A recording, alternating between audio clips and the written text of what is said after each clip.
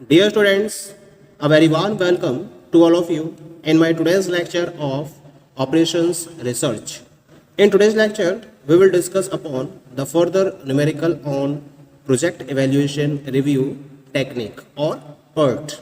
The question is as follows. The following network diagram represents activities associated with a project. तो यहाँ आपको activities दे रखी हैं ABCD up to डेस आई तक, इनके ऑप्टिमिस्टिक टाइम, पेसिमिस्टिक टाइम और मोस्ट लाइकली टाइम्स दे रखे हैं आपको, ठीक है। और इसके साथ साथ इनकी प्रीडिसेसर्स दे रखी है, जैसे ABC ये तीनों स्टार्टिंग एक्टिविटी है, DE फॉलो कर रही है A को, F और G, F फॉलो कर रही है B को, G फॉलो कर रही है C को, H फॉलो कर रही है D को और I फॉलो कर रही है E, F को। That is clear. क्या फाइंड आउट करना है यहाँ पर? Find expected activity time and variance, then earliest and latest expected completion time of each event, ठीक है। क्रिटिकल पाथ डिटरमाइन करना है आपको और ये बताना है कि what will be the duration of the project that will have 95% chance of being completed. तो अगर 95% चांस ऑफ कंप्लीटेड है तो उस केस में प्रोजेक्ट की ड्यूरेशन क्या होगी ये आपको डिटरमाइन करना है। तो सबसे पहले तो हम क्या करेंगे, जो ऑप्टिमिस्टिक टाइम, पेसिमिस्टिक टाइम और मोस्ट लाइकली टाइम हमें दे रखा है उसके बेसिस पर हम हर एक्टिविटी के रेफरेंस में एक्सपेक्टेड एक्टिविटी टाइम को डिटरमाइन करेंगे। तो इसके लिए हम एक प्रॉपर यहाँ टेबल ड्रॉ करेंगे। यहाँ मैंने टेबल ड्रॉ कर रखी है already, as you are looking here in the table. यहाँ मैंने एक्टिविटी को डिफाइन कर रखा है, TO यानी कि ऑप्टिमिस्टिक टाइम है यहाँ पर एक्टिविटी का, TM यानी कि मोस्ट लाइकली टाइम को डिफाइन कर रहा है ये, और TP यानी कि पैसिमिस्टिक टाइम को डिफाइन कर रहा है। ये मैंने नोट कर रखा है। अब मुझे करना क्या है, यहाँ एक्सपेक्टेड एक्टिविटी टाइम को निकालना है और इसके लिए फॉर्मूला में अप्लाई करेंगे TO plus 4TM plus TP upon 6 और वेरिएंस निकालने के लिए हम फॉर्मूला यूज करेंगे sigma square is equal to TP minus T0 upon 6 का होल स्क्वायर, ठीक है। तो पहले एक्टिविटी A की बात करते हैं। तो A के लिए TM 8 का 4 टाइम्स 32, 32 और 5 37, 37 47, 47 बटे 6 तो 6 7 42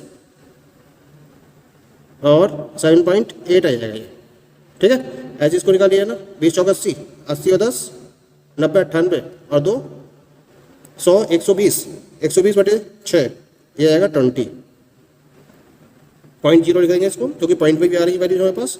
33 की जब 4 से मल्टीप्लाई करोगे तो 4 दिया 12, 4 दिया 12 13 132, 132 और 6 138, 138 और 10 138 और 20 158, 158 और 4 198 और 198 को आप 6 से डिवाइड करोगे तो 6 3 18 और 6 3 18 33 पूरा आ जाएगा, ठीक है। ऐसे ही नेक्स्ट लेके चलते हैं। 18 चौक 72 और 10 ब्याज 6 88, 88 और 20 98, 7 कम 7 और 7 चौक 28। चेक कर लेते हैं कॉलेज को। 18 चौक 72 और 10 82 और 6 88, 88 और 20 108, हाँ 108 हुआ और 108 का मतलब हो गया 6 कम 6 6 8 48, ये आएगा 18 18.0। ऐसे इसको निकालिए 20 चौक 80, 80 10 90 95 और 5 100 120, 120 बटे 6 यानी कि ये आएगा 20.0। इसको निकालिए 9 चौक 36, 36 6 42, 42 10 52, 52 2 54, 54 बटे 6 यानी कि 9.0।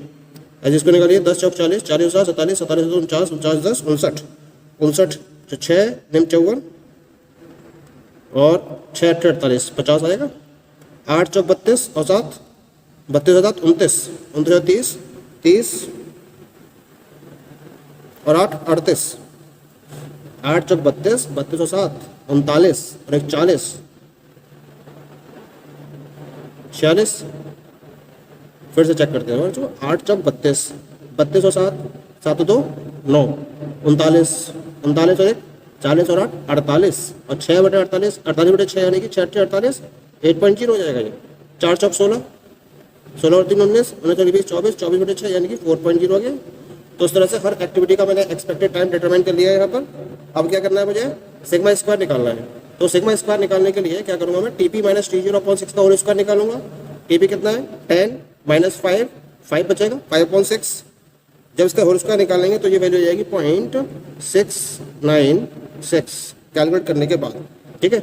एज 22 माइनस 18 4 आ जाएगा, 4/6 यानी कि 2/3 और 2/3 मतलब 0.67 और 0.67 के जब आप होल स्क्वायर निकालोगे तो ये आ जाएगा 0.444, ठीक है। नेक्स्ट वन इज 33, 33 को आप 40 माइनस 26 करोगे तो कितना जाएगा 26 और 4 30 और 10 40 यानी कि 14 14/6 इसका होल स्क्वायर आप निकालोगे तो ये जाएगा 5.429, ठीक है। ऐसे ही 20 - 16 4/6 2/3, तो ये भी 0.444 आ जाएगा जैसे ऊपर आया था हमारा 0.444। ऐसे इसके निकालेंगे 25 - 15 10/6, 10/6 का होल स्क्वायर जब आप निकालोगे तो ये जाएगा 2.780। 12 - 6 6/6 1 का स्क्वायर 1, तो आएगा 1.000। ऐसे इसका निकालेंगे 12 - 7 5, 5/6 का होल स्क्वायर आ जाएगा 0.694। ऐसे निकालेंगे हम इसके रेफरेंस में 9 - 7 2/6 यानी कि 1/3 0.33 का स्क्वायर, और ये जाएगा 0.111। ऐसे 5 - 3 2/6 यानी कि 1/3 का स्क्वायर, ये भी इतना ही आ जाएगा 0.111। तो इस तरह से हर एक्टिविटी के रेफरेंस में हमने यहाँ पर एक्सपेक्टेड एक्टिविटी टाइम और वेरिएंस को कैलकुलेट कर लिया है। अब हम ड्रॉ करेंगे the network diagram for the project. Now we will draw the network diagram for the given project. तो देख लेते हैं, स्टार्टिंग एक्टिविटी दे रखी है हमको ए, बी और C.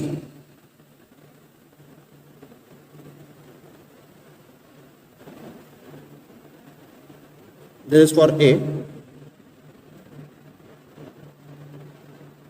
This is for B, this for C.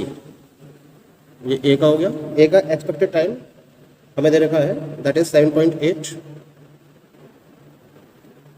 ये हुई एक्टिविटी बी।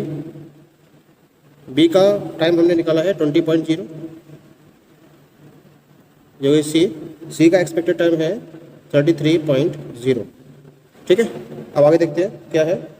डी ए को फॉलो कर रही है और ई भी ए को फॉलो कर रही है।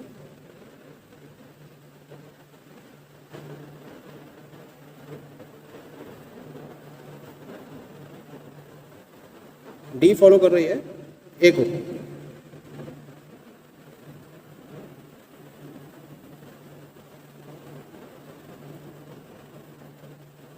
और ई फॉलो कर रही है ए को।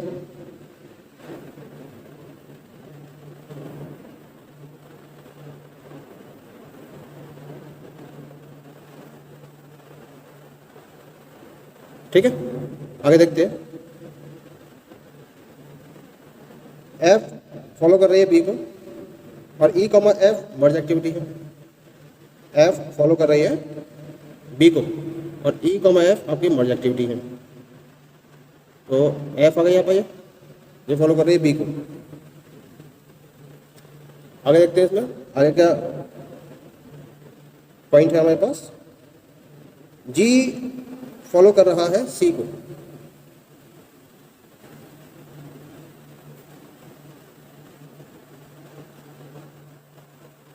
जी फॉलो कर रहा है सी को, that is clear. H follow कर रहा है डी को। तो इसको मैं यहां क्लोज कर देता हूं प्रोजेक्ट को, और आई फॉलो कर रहा है ई कॉमा एफ को। ये तीनों को मैंने मर्ज कर दिया है क्योंकि मुझे क्लोज प्रोजेक्ट को डिफाइन करना होता है, ठीक है। तो यहां पर ये आपके पास आ गई एक्टिविटी, ये ई कॉमा एफ आई की आ गई एक्टिविटी, और डी को फॉलो कर रहा है एच, ठीक है। अब सबके एक्सपेक्टेड टाइम नोट कर देते हैं। यहाँ पर हम डी का एक्सपेक्टेड टाइम है आपके पास 18.0। डी के बाद ई का है 20.0, एफ का है 9.0, जी का है 9.8, एच 8.0 और आई का टाइम दे रखा है आपको 4.0। ये हमने डिटरमाइन किया है एक्सपेक्टेड टाइम, ठीक है। अब नंबरिंग दे देते हैं इवेंट्स के रेफरेंस में। 1, ये 2 हो गए आपके, this is 3, this is 4, this is 5, ये हो गया आपके पास 6 और ये हो गई 7। तो इस तरह से हमने नंबरिंग प्रोवाइड कर दिया इसको। अब क्या करना है मुझे, ई वैल्यूज और एल वैल्यूज को कैलकुलेट करना है। तो यहाँ मैं वैल्यूज नोट कर देता हूँ पहले। तो E1 L1 1 के रेफरेंस में, 2 के रेफरेंस में E2 L2, ठीक है। 3 के रेफरेंस में E3 L3, 4 के रेफरेंस में E4 L4, 5 के रेफरेंस में E5 L5, 6 के रेफरेंस में E6 L6 और 7 के रेफरेंस में E7 एंड L7। अब मैं फॉरवर्ड पास मेथड यूज़ करूँगा और उसके लिए मैं E1 की वैल्यू रखूँगा 0 के इक्वल, ठीक है।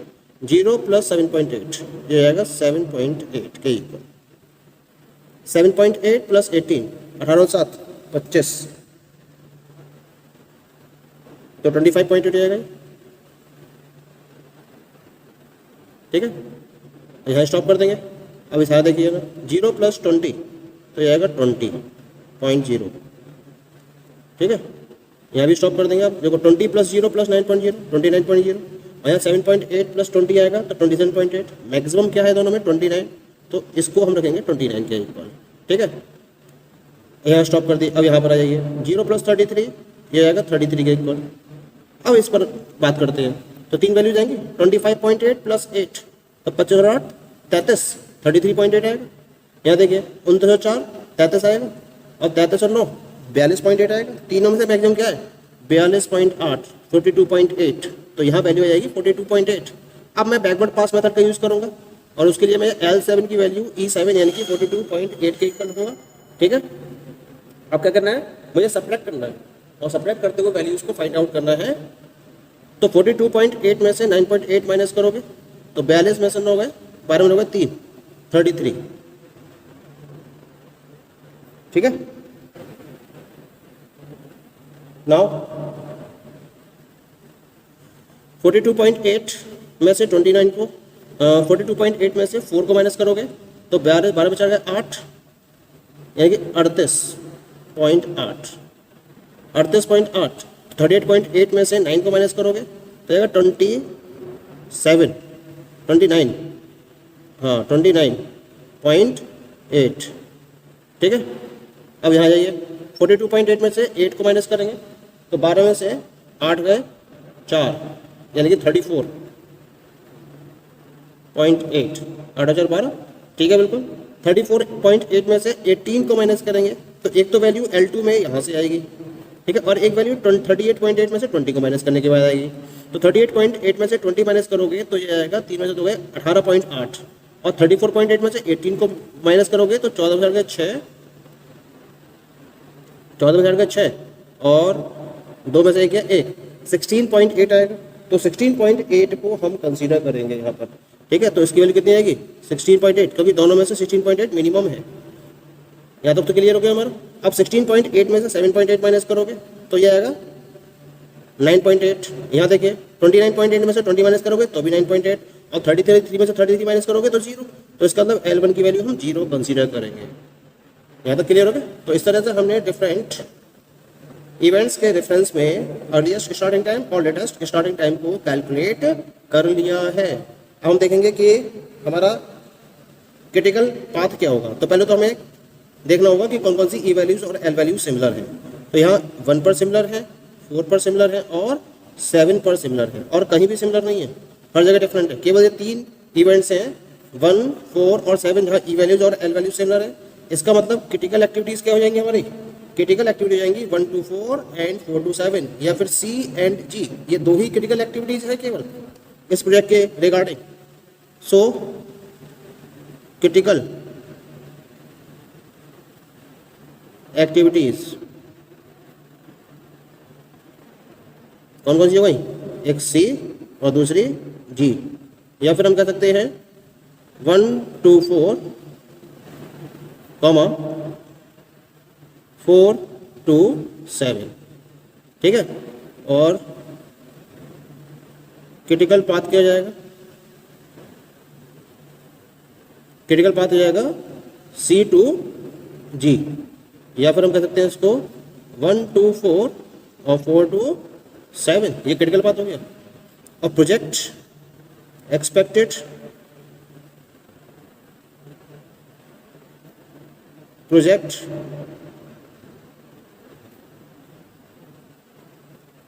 कंप्लीशन टाइम कितना हो जाएगा ये, सी और जी इन दोनों के टाइम ड्यूरेशन आप ऐड कर दीजिए। सी का कितना है 33 और जी का कितना है टाइम ड्यूरेशन 9.8, दोनों को ऐड कर दीजिए, कितना आएगा 33 प्लस 9.8 है तो सुनो 42, 42.8 डेज।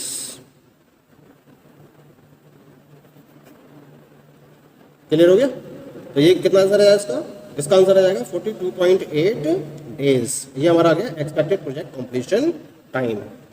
तो हमारा यहाँ तक तो सॉल्व हो गया, ठीक है। अब हमें क्या निकालना है, अब हमें निकालना है कि प्रोजेक्ट की ड्यूरेशन कि जो प्रोजेक्ट है हमारा 95% कंप्लीट हो जाएगा। अगर इस बात की चांस हो तो प्रोजेक्ट ड्यूरेशन आपको कैलकुलेट करनी है, ठीक है। तो हम फॉर्मूला लगाएंगे इसके लिए। तो पहले तो हम बात करेंगे इफ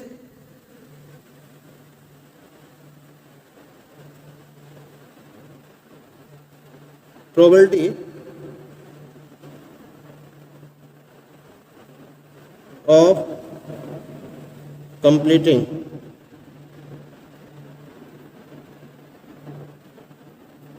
the project, ये कितनी दे रखी है आपको,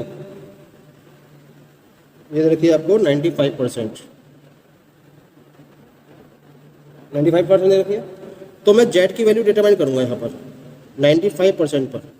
तो जेड की वैल्यू 95% पर रहती है 1.64 के इक्वल, ठीक है। जेड की वैल्यू 95% पर रहती है 1.64 के इक्वल। अब मैं फॉर्मूला अप्लाई करूंगा यहाँ पर। फॉर्मूला क्या है, probability Z is equal to T S minus T E upon sigma, upon sigma. Sigma भी तो चाहिए मुझे इसका मतलब। तो सिग्मा क्या है, क्योंकि दो ही क्रिटिकल एक्टिविटीज है तो इन दोनों के तो प्रोबेबिलिटी जेड कितनी दे रखी है, ये आपने निकाली है 1.64, टी एस ये मुझे निकालना है, माइनस एक्सपेक्टेड टाइम ये आपको दे रखा है 42.8 वीक्स, ये आपने अभी डिटरमाइन करा ये, ठीक है। अपॉन सिग्मा ये कहलाएगा क्रिटिकल एक्टिविटीज का स्टैंडर्ड डेविएशन, ठीक है। तो क्रिटिकल एक्टिविटीज का स्टैंडर्ड डेविएशन है, इसका मतलब क्रिटिकल एक्टिविटीज कौन कौन सी है, सी और जी। सी के रेफरेंस में 5.429 है, कितना है 5.429 और प्लस जी के रेफरेंस में 0.694 और इसका क्या निकालूंगा मैं, इसका निकालूंगा अंडर रूट, क्योंकि आपने सिग्मा स्क्वायर निकाला है पीछे, ध्यान होगा वेरिएंस निकाला है। तो सिग्मा सी स्क्वायर निकला है 5.429 और सिग्मा जी स्क्वायर निकल कर आया आपका 0.694। तो इसका अंडर रूट निकालेंगे तभी तो हमारे पास सिग्मा जाएगा, ठीक है। तो यहाँ से निकाल लीजिए इसको, टी एस माइनस 42.8। अच्छा, जब आप इसको ऐड करके 5.429 को 0.694 में ऐड करके इसका अंडर रूट निकालेंगे तो ये वैल्यू निकल कर आएगी 2.47, ठीक है। 2.47 आ जाएगी। अब यहाँ से हम आगे बढ़ते हैं। तो 2.47 की मल्टीप्लाई कहाँ हो जाएगी 1.64 में, और जब 2.47 को 1.64 से तो यहाँ आ जाएगा 1.64 multiplied by 2.47 is equal to T S minus 42.8। तो टी एस कितना जाएगा इससे, ये 42.8 इसमें प्लस हो जाएगा, और जब 1.64 की 2.47 से मल्टीप्लाई करोगे और 42.8 को ऐड करोगे तो ये आएगा कुल मिला के 46.85 डेज।